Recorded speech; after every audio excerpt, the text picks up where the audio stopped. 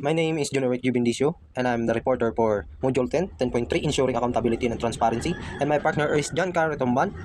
Um, when it comes to accountability and transparency, for me, it's all about being responsible of what they act, of what they do, and being transparent is to ensure that all transactions are known by the stakeholders.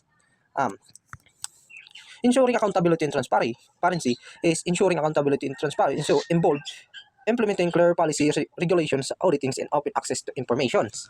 Um, may they have including case strategies, conducting independent review, and whistleblower encouragement with potential settings, accountables, and engaging to the public for their transparent and their organization practices.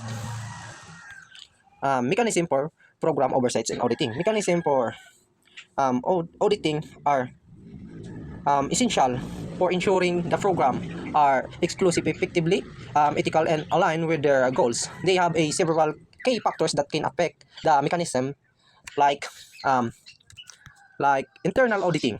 When we say internal auditing, it's involved regular systematic reviews of a program activities, financial transactions conducted by an in-house team departments. This helps identify efficiency and potential fraud and non-compliance with the policy. And the second one is external auditing.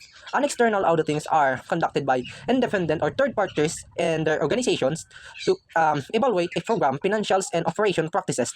This objective review helps verify transparency and promote credibility to the program operations. The third one is performance monitoring. These mechanisms involve setting specific measurables performance indicator by the tawag nito indicator, nakalimutan kong tawag yan by the key performance indicator ba yun? Putang ina, sama na yun, nakalimutan ko okay lang. To track program progress and outcomes, regular monitoring help ensure that the program stay on tracks to achieve the objective. The part 1 is compliance review.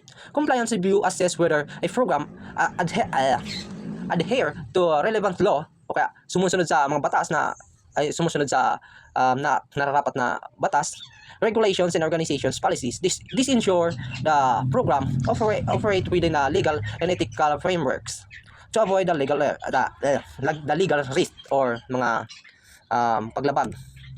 The third one is stakeholders oversights, involving stakeholders such as beneficiary, donors, or government representative through regular reporting in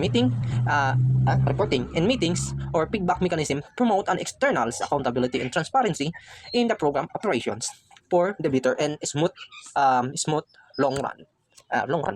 Whistleblower. The sixth one is whistleblower mechanisms. A whistleblower systems allow employees or participants to report unethical behaviors or violence anonymously, ensuring that the potential issues are detected early and corrected actions can be taken for immediate or to mitigate the issue. The seventh one is risk management.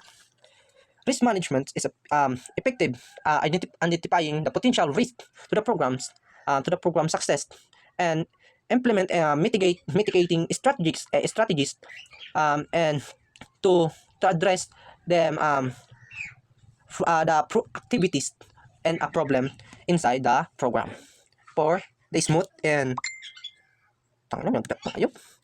management review. The eighth one is management review. Top management conduct sa mga upper management periodical reviews to the program performance, providing strategic oversight and making adjustment when necessary. They review ensuring alignment alignment with broader organizational goals and priorities for the better results in the program. And also they review the program because of syempre stakeholders sila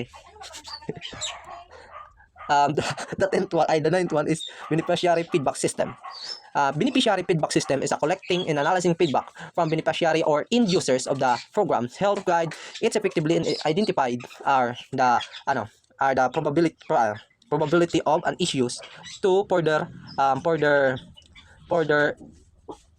improvements on that area.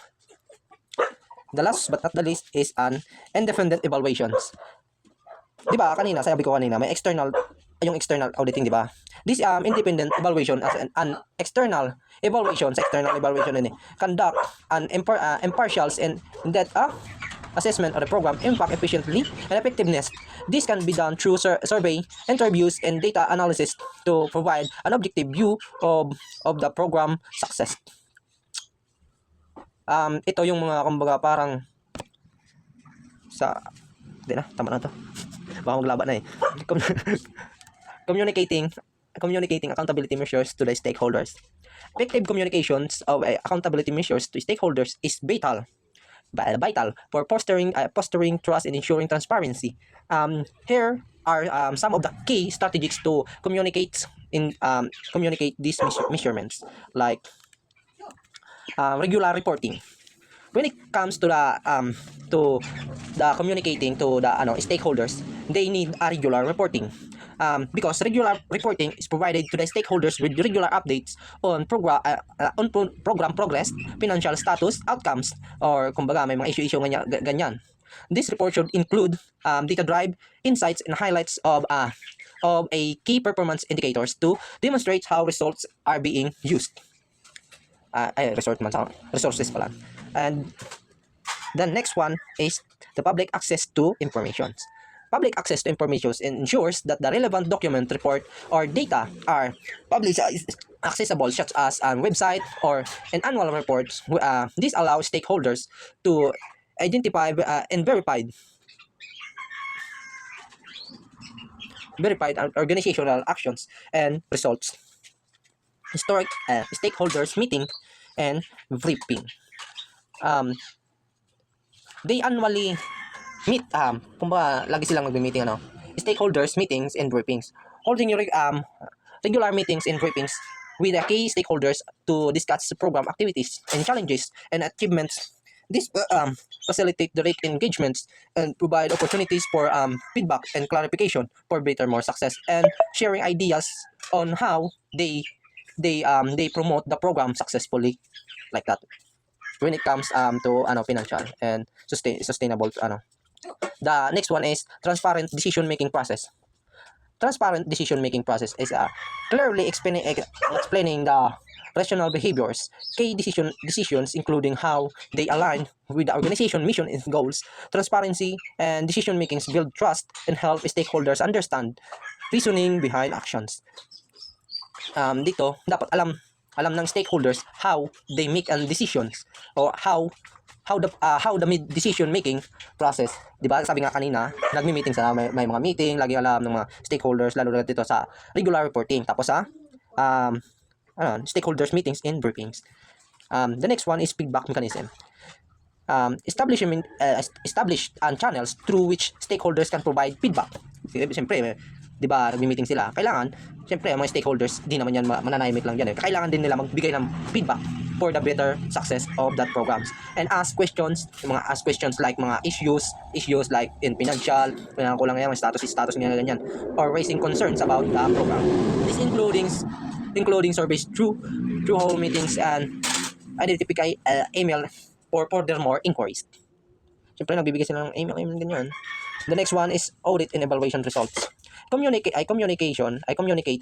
the findings and internals and external auditings as well as independent evaluations. Share this results show stakeholders that organizations is committed to accountability and continuous improvements. Auditing, ito na yung kanina. So, evaluations na ginawa ng internal and external, tapos yung independent nag-evaluate. Okay. Ito yung kumbaga giging resulta ngayon ganyan eh. So, and the next one is annual report and financial disclosures.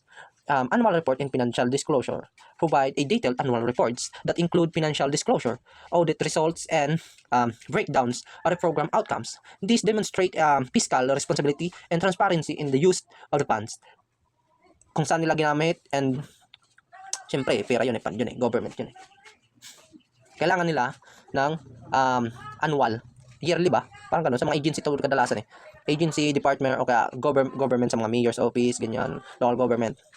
The next one is crisis in issue communication. In the events of the channels, misstep of failures, communication often live with the stakeholders about the issues. The step being taken to resolve the issues and the challenges made to prevent an occurrence or to mitigate that crisis and issue. Mitigate in crisis. Mitigate ba? Tama. Mabawasan na ibisan. Mitigate. Tama. The next one is clear responsibility and accountability. Clear responsibility and accountability. Outline how is responsible for each part of the programs and its oversights, and how accountability is maintained. Maintain. This can include specific roles or committees responsible for monitoring and ensuring transparency in that programs. Like more likely they came from the Commission on Audit, like ganyan. Saan ba sa pagliboto? Baga meron mga ano. The next one is visual and accessible presentations. Use clear and visual presentations such as chart, graphs, and infographics in the reports to make complex information more accessible to the board audiences. This improve understandings and engagements with the stakeholders to further clarify what's the status of the programs, and also they visualize what is the progress, how many the funds that they use, like they use a chart like ganyan. Yan. And thank you. This is the reporter. By the way, my name is Junior Juvindicio and my partner for this report is Mr. Giancar Ritumbal. Thank you po, ma'am. Have a nice